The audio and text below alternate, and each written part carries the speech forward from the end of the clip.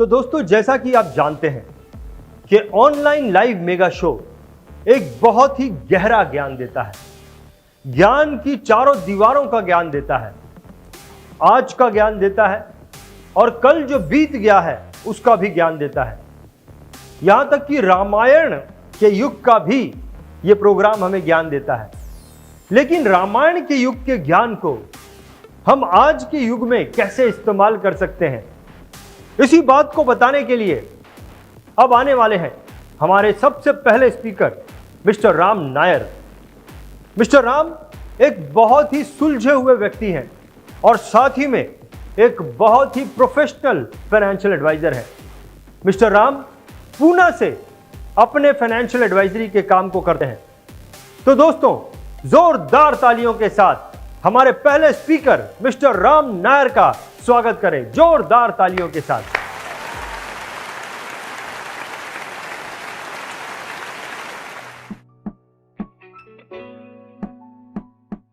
Hello friends, myself Ram Nair. I am from Pune. Today's my topic is learning from Ramayana. पूरे भारतवर्ष में ऐसा कोई इंसान नहीं रहेगा कि जिसने रामायण देखा नहीं या रामायण के बारे में उसको मालूम नहीं।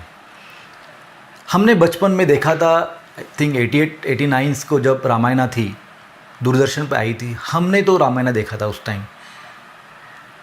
और एक बार अपॉर्चुनिटी मिली ड्यू टू लॉकडाउन, हमने दूरदर्शन पे वापस रामायण देखा। जब भी मैं रामायण देख रहा था, हर एपिसोड में मैं प्रभु रामचंद्र का आदर्श व्यक्तिमत्व देख रहा था और उस प्रभु रामचंद्र की जो अलग अलग क्वालिटीज़ हर एपिसोड में मैं देख रहा था। तो मैं सोच रहा था कि हमारे प्रोफेशन में ऐसी कौन सी क्वालिटीज़ अगर हम हमारे अंदर उतारते हैं तो हमारा लाइफ एक नेक्स्ट लेवल पे चले जाएगा। रामायण में क्या हुआ आप सबको मालूम है। हम एक स्टेजेस देखेंगे। प्रभु रामचंद्र के पिताजी दशरथ ने जो प्रॉमिस किया था अपनी वाइफ कैकेयी को, और उस प्रॉमिस से प्रभु रामचंद्र को वनवास जाना पड़ा, 14 साल का वनवास। प्रभु रामचंद्र का राज्याभिषेक होने वाला था सेकंड डे, और उसके पहले दिन कैकेयी बोलती है कि प्रभु रामचंद्र को वनवास जाना पड़ेगा। बहुत बड़ी घटना थी। प्रभु रामचंद्र को वनवास हुआ। वनवास में जब थे तो सीता का हरण हुआ। प्रभु रामचंद्र और लक्ष्मण हनुमान जी की हेल्प लेके रावण से युद्ध किया और सीता को रावण से छुड़ा के अयोध्या लेके आए। ये तो सारांश है रामायण का। हम अभी विस्तार से देखेंगे कि हर एपिसोड में प्रभु रामचंद्र ने क्या एक्शन लिया और उसपे से हमने क्या सीखा और हम अपने करियर में, अपने प्रोफेशन में क्या लेके आएंगे, ये मैं आपको अभी बताने वाला हूँ। मैंने 6 ऐसी बातें सीखी है रामायण से जो आज मैं आपके साथ शेयर करना चाहता हूँ। तो पहली बात की तरफ हम जाएंगे, 14 साल का वनवास। प्रभु रामचंद्र जी का राज्याभिषेक होने वाला था और उन्हें बताया जाता है कि आपको वनवास में जाना है 14 साल के लिए। सोचो, इतना बड़ा आदमी, इतना बड़ा राजा, पूरी धन दौलत छोड़ के, ऐशो आराम की ज़िंदगी छोड़ के जंगल में 14 साल बिताना है। कितना बड़ा चैलेंज था। पर प्रभु रामचंद्र जी पूरे कूल डाउन थे। कोई एंगर नहीं था, कोई आर्गुमेंट नहीं था, कोई उन्होंने झगड़ा नहीं किया। कभी उन्होंने पिताजी को पूछा नहीं कि आप ऐसा क्यों पूछ रहे हैं, मुझे जाने के लिए क्यों बता रहे हैं, मैंने तो प्रॉमिस नहीं किया था। No argument at all. Prabhu Ramchandra ji ने एक्सेप्ट किया, ये चैलेंज एक्सेप्ट किया। ये जब सीन चल रहा था दूरदर्शन पे तो मैं सोच रहा था कि सिमिलर सिचुएशन हमारे लाइफ में भी आ गई है। कोरोना कभी किसी ने सोचा नहीं था कि कोरोना की वजह से पूरा लॉकडाउन होगा। आज हम सब लोग घर में हैं, लोगों से बात नहीं कर पा रहे, लोगों को फिज़िकली मिल नहीं पा रहे। अगर बात होती तो लोगों की जो मानसिक स्थिति हो ठीक नहीं है। हमें एक डर है, हमें एक फ्रस्ट्रेशन है कि बिजनेस आगे कैसे होगा, बिजनेस बढ़ेगा कि नहीं बढ़ेगा। बट जैसे प्रभु रामचंद्र जी कूल डाउन थे और उन्होंने वो चैलेंज एक्सेप्ट किया, उसी तरह से हमें भी ये चैलेंज एक्सेप्ट करना है और इस सिचुएशन को ओवरकम करना है टुवर्ड्स आवर गोल। कितना बड़ा डिसीजन था 14 साल वनवास जाना। प्रभु रामचंद्र जी का एक्सेप्टेंस लेवल क्या रहेगा? बहुत बड़ा एक्सेप्टेंस लेवल था, बहुत कूल डाउन थे। Without any arguments, without any questions, he has ready to go to वनवास। वही बातें हमारे लाइफ में भी लानी है। जो भी सिचुएशन आएगी लाइफ के अंदर, आज कोरोना है, कल और कुछ आ सकती है, मार्केट शायद कम हो सकता है, बहुत सारी दिक्कतें आ सकती है, बट हमें कूल डाउन रह के उस सिचुएशन से फाइट नहीं करना है, एक्सेप्ट करके ओवरकम करना है। सिचुएशन तो बदलती ही जाने वाली है, बट हम डरना नहीं है, हमें वो एक्सेप्ट करना है वो चैलेंज। सेकेंड स्टेज पे हमने क्या देखा, प्रभु रामचंद्र जब वनवास जाने निकले तो उन्होंने पहले माता कैकेयी के दर्शन लिए, जिन्होंने उनको बोला था वनवास जाने के लिए। कितने महान राजा रहेंगे, कितनी विनम्रता थी। उन्होंने जाके कभी उनको सवाल नहीं पूछा कि माता जी मुझे आपने क्यों बोला है वनवास जाने के लिए। जाने के बाद उन्होंने उनका पैर छुआ, ब्लेसिंग लिया और वनवास जाने निकले। इतनी विनम्रता अगर हमारे लाइफ में आती है, आज जब भी हम सेल के लिए जाते हैं, जब हम कस्टमर से मिलते हैं, अगर कस्टमर हमारा फ़ोन नहीं उठाता है, हम टेंशन में आ जाते हैं। पूरा सेल होने के बाद अगर कस्टमर हमको चेक नहीं दे रहा है, हम फ्रस्ट्रेशन में चले आते हैं। और यहाँ तो पूरी दुनिया, पूरा विश्व छोड़ के उसको निकलना है वनवास की तरफ। धन दौलत छोड़ के एक राजा को वनवास की तरफ निकलना है। उन कितना ग्रैटिट्यूड था, कितना रिस्पेक्ट था उसको अपने माता जी की तरफ टूवर्ड्स, पिताजी की टूवर्ड्स। कभी उसने पिताजी को भी नहीं पूछा।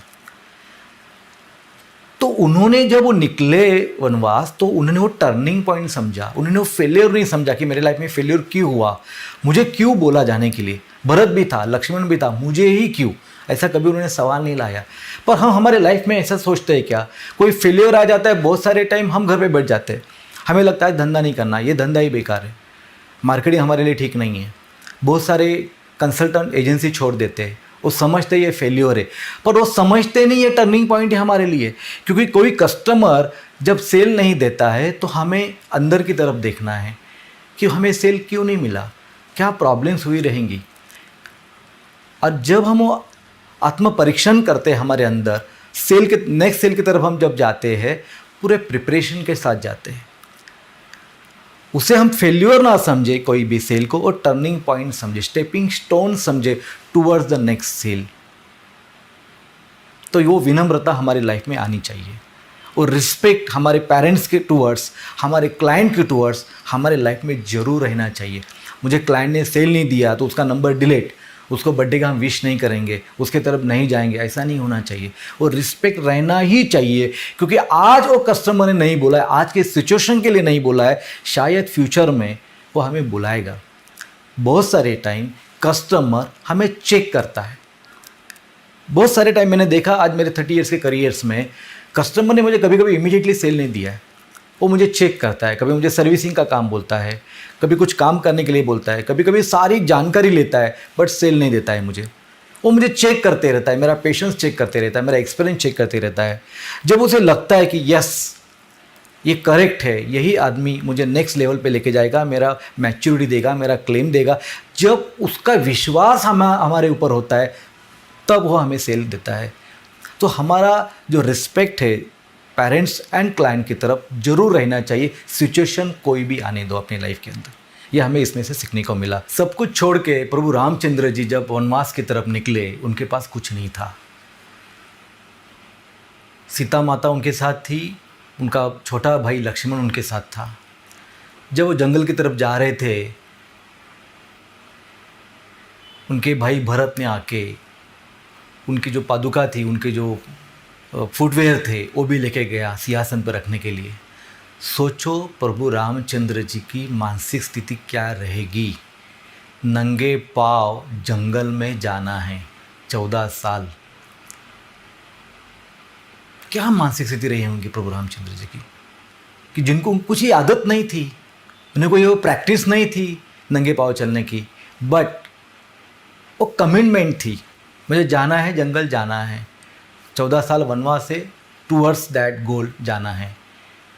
आज हम क्या करते हैं, अगर इस सिचुएशन में अगर हम कोरिलेट करेंगे हमारे काम के साथ, कंसिस्टेंसी के साथ करेंगे कि आज हमारा काम क्यों नहीं हो रहा है, हम कितने सारे रीज़न देते हैं। ये प्रॉब्लम है, कस्टमर प्रॉब्लम है, मंदी प्रॉब्लम है, कोरोना प्रॉब्लम है, अगर कस्टमर के घर जाना है तो हम कितना सोचते हैं, अच्छे शूज़ है कि नहीं, ब्रांडेड ड्रेस है कि नहीं, आज गाड़ी मिली कि नहीं, मेरे पास अच्छा लैपटॉप है कि नहीं, इतना सारा सोच के हम कस्टमर के पास जाते। प्रभु रामचंद्र जी के पास तो कुछ भी नहीं था, जो था वो भी भरत लेके गया। बट प्रभु रामचंद्र जी चलते रहे जंगल में, चलते रहे जंगल में। हमें भी वही करना है। जो हम हमारे प्रोफेशन में गोल रखते हैं, MDIT रहे, COT रहे, TOT रहे, कोई रीज़न देना नहीं। देखो, जो रीज़न देता है वो कभी भी सक्सेसफुल नहीं होता है। विदाउट एनी रीज़न कोई भी सिचुएशन लाइफ में आने दो, हमें वो गोल अचीव करना है। निरंतरता ही सफलता की कुंजी है। हमारे गोल की तरफ एक एक स्टेप आपको आगे बढ़ना है, हमारा गोल ऑटोमेटिकली अचीव होगा। कोई भी परेशानी आने दो। देखो, प्रभु रामचंद्र जी को जो परेशानी आई, इतनी परेशानी आज तक हमारे लाइफ में आई नहीं है। जो सिचुएशन से प्रभु रामचंद्र जी गुजर रहे थे, वो सिचुएशन हमारे लाइफ में अभी तक आई नहीं है। तो कितना उधर पेशेंस था, कितना डेडिकेशंस था, कितने वो स्टेबल थे। वो स्टेबल हमें बनना है हमारे प्रोफेशन में, अगर हमें जीतना है, अगर हमें आगे जाना है। तो प्रभु रामचंद्र जब वनवास में थे तो बहुत सारे ऋषि मुनि को मिलते रहते थे, उनसे वो सीखते थे। Is very humble. उनका हर टाइम एजुकेशन प्रोसेस शुरू था। हर ऋषि मुनि को रिस्पेक्ट देके भक्ति के बारे में, सेवा के बारे में उनसे वो सीखते थे। बहुत सारे ऋषि मुनियों ने उनको बताया कि जब वो तप करते हैं, जब वो कोई आराधना करते हैं, जब वो कोई होम हवन करते हैं, तो राक्षस उनको आके तकलीफ देते हैं या उनको मारते हैं। तो बीइंग क्षत्रिय, रामचंद्र क्षत्रिय राजा थे, तो उन्होंने उनको प्रॉमिस किया कि हम आपको आज से प्रोटेक्शन देंगे, हम आपकी सेवा करेंगे। और प्रभु रामचंद्र जी और लक्ष्मण ने धनुष से सारे राक्षस को मारा। वो हेल्प करते थे। वनवास में जाने के बाद उनका वो रोल नहीं था। सिमिलरली इन आवर लाइफ, जो भी हम प्रोफेशन में काम करते हैं, जब भी हम काम करते हैं तो हम एक दूसरे को हेल्प करना चाहिए। जो नीडी है उनको हेल्प करना चाहिए। हमारा कुछ वर्क सोशली भी होना चाहिए। कोई भी कस्टमर को कस्टमर के एंगल से नहीं देखना है, उसे एज ए फैमिली मेम्बर्स देखना है। हमें कंसल्टेंट नहीं बनना है, हमें उनका लाइफ एडवाइज़र बनना है। एक स्टेप हमें आगे जाना है। मेरे कस्टमर के लाइफ में कुछ भी प्रॉब्लम आए तो उसने मुझे पहला कॉल करना चाहिए। अगर हमारा नेचर रहा उसको हेल्प करने का, एक स्टेप अगर हम आगे गए तो कस्टमर हमारे पास आएगा। अगर हम उसे हेल्प करते हैं तो हमें भी कोई ना कोई हेल्प करेगा। जो नेचर का रूल है, जो हम देते हैं वो रिबाउंस होके वापस आता है। अगर हम कस्टमर को हेल्प करेंगे तो कस्टमर हमें बहुत सारे नए कस्टमर को मिलाएंगे। तो निस्वार्थ सेवा बहुत इम्पॉर्टेंट है हमारे लाइफ में, हमारे करियर में। ये होना ही चाहिए। अगर ये हम निस्वार्थ सेवा करेंगे तो हमें आगे जाने से कोई रोक नहीं पाएगा। तो जब हम ये सेवा करते हैं तो हम एक सुपर हीरो हो जाते हैं।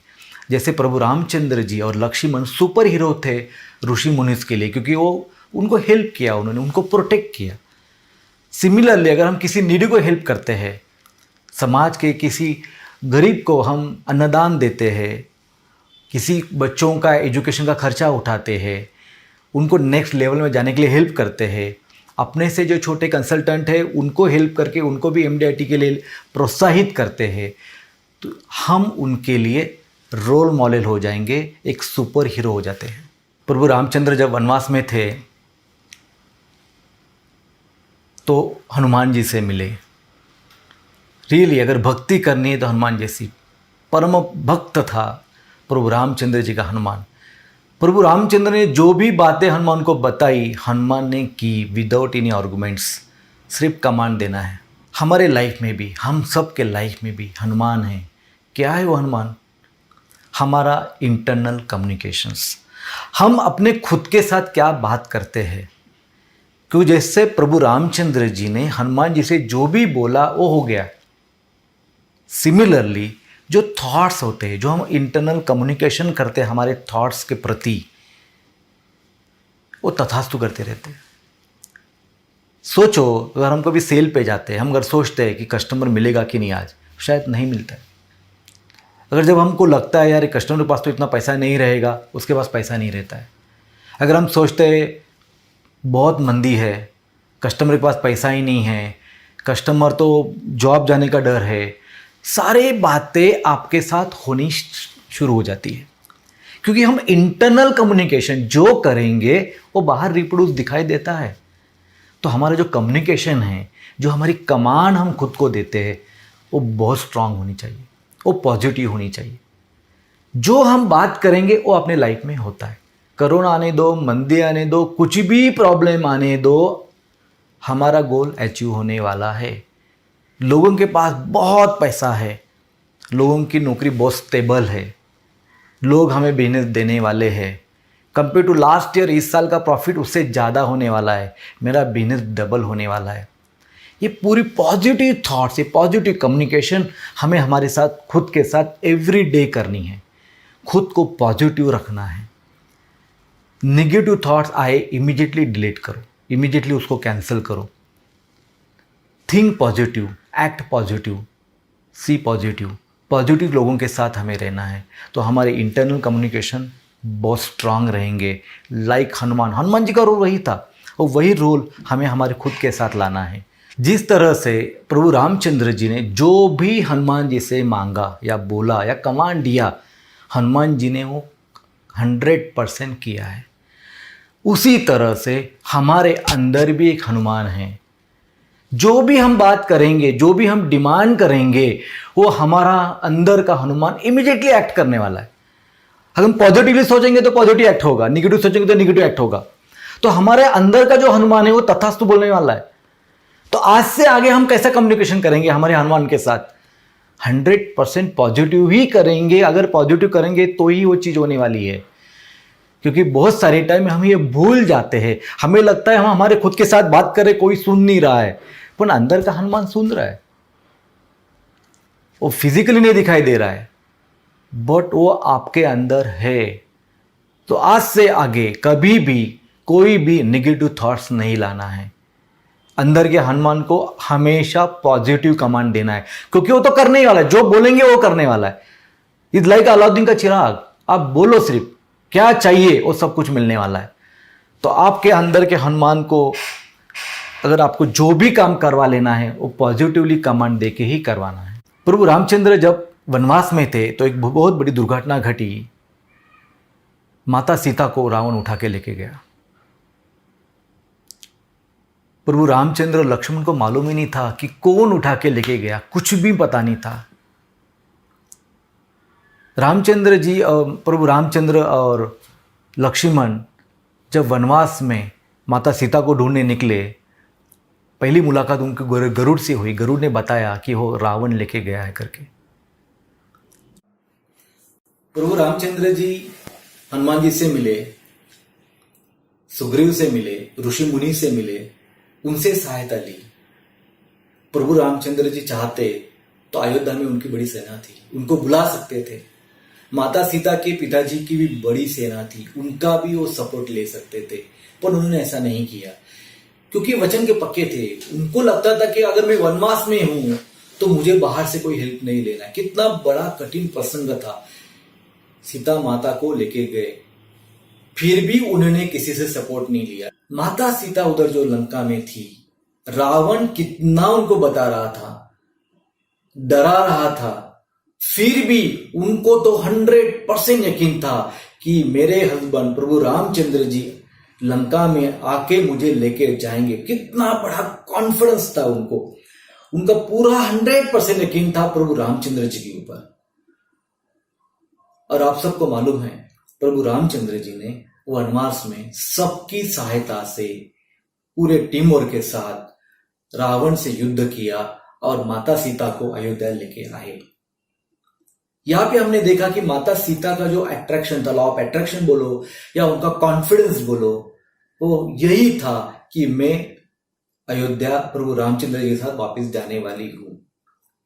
उसी तरह से हमारे लाइफ में भी हमारा अट्रैक्शन, लॉ ऑफ अट्रैक्शन क्या होता है, हम क्या डिक्लेयर करते, जो भी हम डिक्लेयर करेंगे वो बातें होने ही वाली है। हमें इसमें से क्या सीखने को मिला? कठिन, कितना भी कठिन प्रसंग रहे, आपको आपका विजन क्लियर दिखना चाहिए। आपने सीक्रेट मूवी देखी रहेंगी, power of declaration, power of imagination, law of attraction, ये सारी चीजें अपने हर एक के लाइफ में होती है। इतना बड़ा प्रसंग हमारे लाइफ में तो कभी आया नहीं है। तो जो पेशेंस था प्रभु रामचंद्र जी के पास, वो पेशेंस हमारे पास होना चाहिए, और नम्रता हमारे पास होनी चाहिए, और डेडिकेशन हमारे पास होना चाहिए, हर दूसरे से हेल्प लेने का, डाउन टू अर्थ रहने का। इतना बड़ा राजा, खुद भगवान थे, पर वो कभी भी उन्होंने वो बताया नहीं। हर एक के साथ रिस्पेक्टिवली रहे। हमारे लाइफ में भी वही करना है। कितनी भी अचीवमेंट होने के बावजूद भी हमें डाउन टू अर्थ रहना है, क्योंकि पोजीशन आज मिली, कल मिलेंगी उसका मालूम नहीं हमें। हमें एक दूसरे से सहायता लेनी है।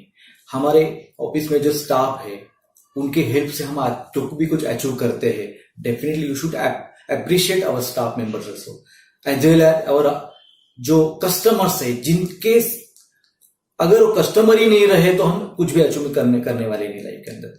तो कस्टमर के साथ हमारा रिलेशनशिप स्ट्रांग रहना चाहिए। तो हमने क्या सीखा इसके अंदर, टेक अवे क्या रहा हमारा? तो चैलेंज, कोई भी जो भी घटना होती है लाइफ के अंदर, वो लाइफ में वो चीज हमें कुछ सिखा के जाती है, वो चैलेंज करके लेना है। ग्रेटफुल रहना, हमेशा ग्रेटफुल रहना है। कभी भी अपना अहंकार नहीं बताना, कभी भी ये बताना नहीं कि मैं है तो ये सब कुछ होता है। नो, जो भी चीज आपके लाइफ के अंदर होती है, ग्रेटफुल रहे। कंसिस्टेंसी रहनी चाहिए, निरंतरता सफलता की कुंजी। जो भी आप कर रहे हैं, कंटिन्यूशन करो। Protect others and they will protect you. आप एक दूसरे को हेल्प करना चाहिए। जो नीडी है, आपको उसको हेल्प करना है। आपके कस्टमर के प्रति आपकी सद्भावना रहे।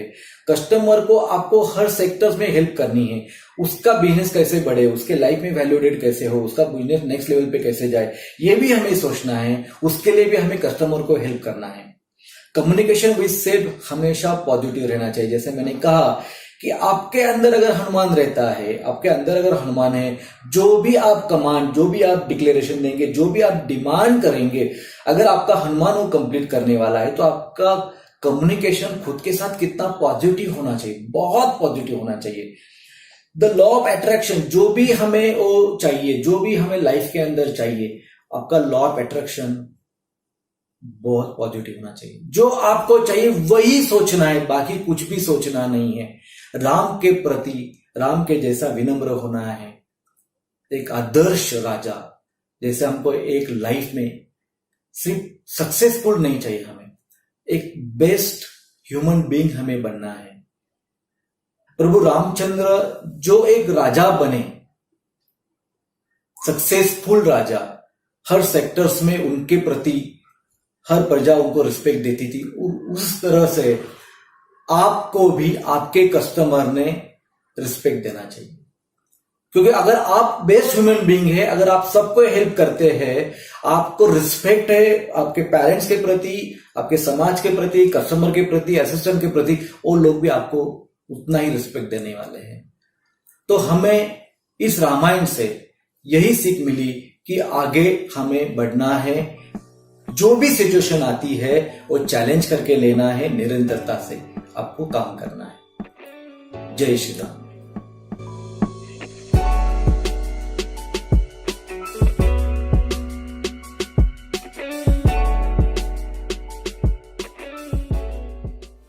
तो दोस्तों, याद रहेंगी वो 6 बातें रामायण की जो राम नायर ने हमें बताई।